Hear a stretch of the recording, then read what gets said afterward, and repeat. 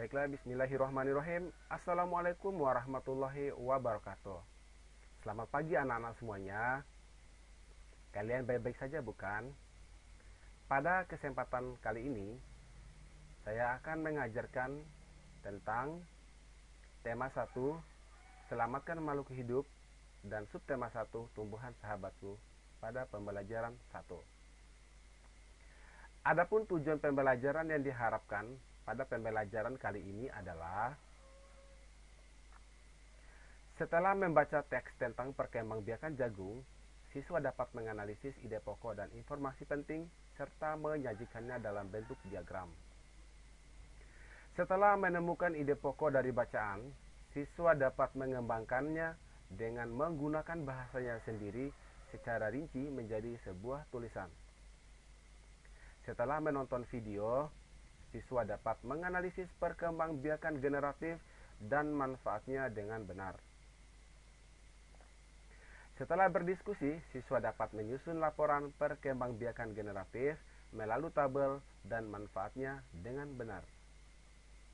Setelah menonton video, siswa dapat merincikan kehidupan sosial budaya dari 2 negara ASEAN terkait kondisi geografisnya dengan benar.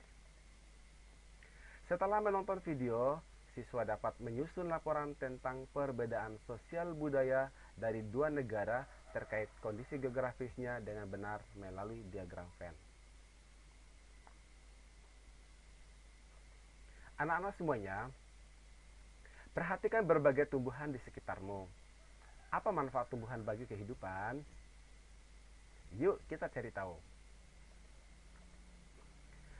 Dengan memperhatikan gambar ini,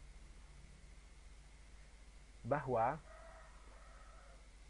tumbuhan memiliki manfaat bagi kehidupan. Hewan dan manusia memperoleh manfaat dari tumbuhan. Manfaat tumbuhan bagi manusia itu sendiri antara lain sumber energi bagi manusia, sumber vitamin untuk menjaga kesehatan tubuh, sumber oksigen untuk bernapas, pengikat air tanah, peneduh dan memperindang kehidupan di bumi. Manfaat tumbuhan bagi hewan yaitu sebagai sumber energi bagi hewan tersebut. Tumbuhan merupakan sumber bagi kehidupan manusia dan hewan. Tumbuhan adalah produsen penghasil cadangan makanan dan sumber oksigen untuk bernapas dan melindungi bumi dari sengatan matahari. Beberapa hal yang akan terjadi jika tidak ada tumbuhan adalah manusia dan hewan tidak memiliki sumber makanan dan bumi akan gersang sehingga kehidupan akan berakhir.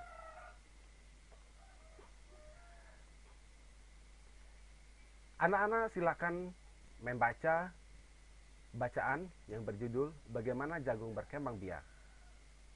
Jagung merupakan salah satu tanaman yang dijadikan bahan makanan pokok di berbagai tempat, juga di Indonesia. Contohnya, penduduk Pulau Madura menjadikan jagung sebagai makanan pokoknya. Jagung merupakan salah satu tanaman penghasil karbohidrat yang sangat diperlukan oleh tubuh. Seorang petani jagung memulai pembiakan tanamannya dengan menanam biji jagung. Setelah 3-4 hari, bakal tanaman akan muncul di permukaan tanah. Tanaman juga akan terus tumbuh menjadi besar. 3 hingga setengah bulan, buah jagung dapat dipanen oleh petani. Buah jagung yang berbentuk seperti tongkol pada mulanya berupa sekuntum bunga. Bunga jagung memiliki helai-helai rambut halus pada bagian ujungnya. Pada helai rambut tersebut terdapat tepung sari. Tepung sari akan terbang terbawa angin ketika angin bertiup. Tepung sari yang terbawa angin sebagian akan jatuh di kepala putik yang terletak di bagian bawah bunga pada pohon jagung yang lain. Ketika itulah terjadi pembuahan. Bunga jagung tersebut harus berkembang hingga menjadi buah jagung. Perkembangan itulah yang dapat diamati dari waktu ke waktu. Buah jagung akan siap dipanen ketika rambut jagung sudah berwarna kecoklatan dan bagian tongkolnya sudah mengering. Apabila buah jagung tersebut dikupas, akan memperlihatkan biji jagung yang kekuningan bagian yang dimakan oleh manusia adalah biji jagung. Petani jagung harus menanam kembali sebagian biji jagung dari hasil supaya jagung tersebut selalu tersedia sebagai bahan makanan manusia.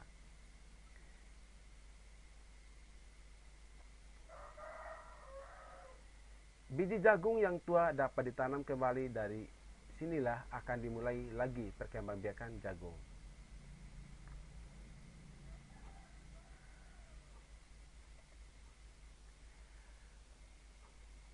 Kemudian anak-anak, setelah membaca bacaan tersebut, tuliskan ide pokok dan informasi penting pada setiap paragraf yang telah disediakan. Berikut ini pada diagram Venn. Sebagai salah satu ide pokoknya, pada paragraf 1 adalah jagung merupakan salah satu tanaman yang dijadikan bahan makanan pokok di berbagai negara, salah satunya di Indonesia. Pada kesempatan ini, anak-anak bisa menuliskan ide pokok dari bacaan tersebut melalui diagram Venn berikut untuk paragraf yang lainnya. Anak-anak semua, untuk mengetahui bagian-bagian bunga, anak-anak bisa menyaksikan video berikut ini. Generatif atau secara kawin terjadi melalui proses penyerbukan dan pembuahan. Yang pertama bakal biji, yang kedua tangkai putik, kepala putik, tangkai sari, kepala sari, mahkota, benang sari, kelopak, dan dasar bunga. Macam-macam penyerbukan. Yang pertama penyerbukan sendiri, yaitu serbuk sari jatuh di kepala putik pada bunga yang sama. Yang kedua, penyerbukan tetangga. Serbuk sari jatuh di kepala putik pada bunga yang masih satu tumbuhan. Yang ketiga, penyerbukan silang. Serbuk sari jatuh di kepala putik pada bunga lain yang sejenis tetapi berbeda tumbuhan. Yang keempat, penyerbukan bastar. Serbuk sari jatuh di kepala putik pada bunga yang berasal dari tumbuhan yang berbeda varietas. Itulah 4 macam penyerbukan.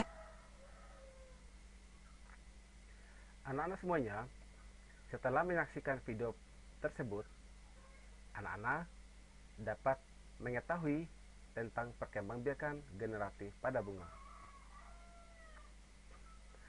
Apa manfaat perkembangbiakan generatif pada tumbuhan? Tumbuhan tersebut dapat melakukan pengembangan varietas tanaman baru dengan penyilangan, menghasilkan bibit yang memiliki akar dan batang kuat, melestarikan keanekaragaman hayati, dan menghasilkan tanaman yang lebih tahan lama. Kemudian, tumbuhan bunga bukan saja hidup di Indonesia, tapi hidup juga di negara-negara lain di ASEAN. Seperti apa kehidupan sosial dan budaya yang ada di ASEAN? Anak-anak, untuk mengetahuinya, silakan saksikan cuplikan video berikut ini. Karakteristik geografis dan kehidupan sosial budaya ekonomi di ASEAN. Apa yang kamu ketahui tentang ASEAN? ASEAN, Association of Southeast Asian Nations, berdiri pada 8 Agustus 1967 di Bangkok, Thailand. ASEAN adalah organisasi yang beranggotakan negara-negara di Asia Tenggara.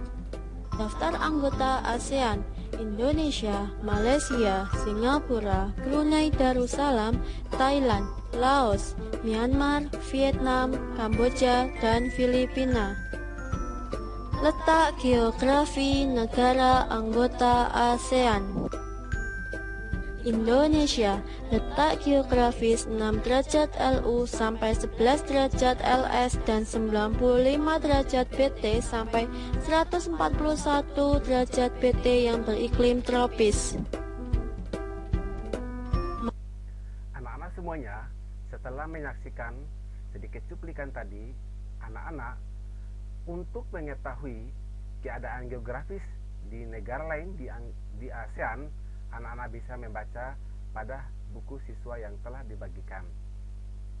Nanti setelah anak-anak membaca bukunya, anak-anak akan mengetahui beberapa hal terkait dengan karakteristik negara di ASEAN. Kemudian tulislah pemikiranmu tentang karakteristik negara pada diagram Venn yang telah disiapkan dengan memperhatikan hal-hal sebagai berikut. Tentukan dua negara yang akan kamu cari informasinya lebih dalam lagi. Tulislah di kotak yang tersedia.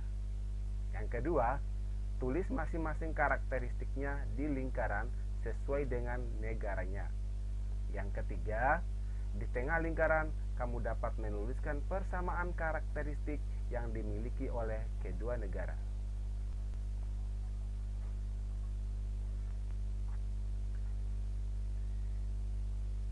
Demikian pemaparan pelajaran pada kesempatan kali ini.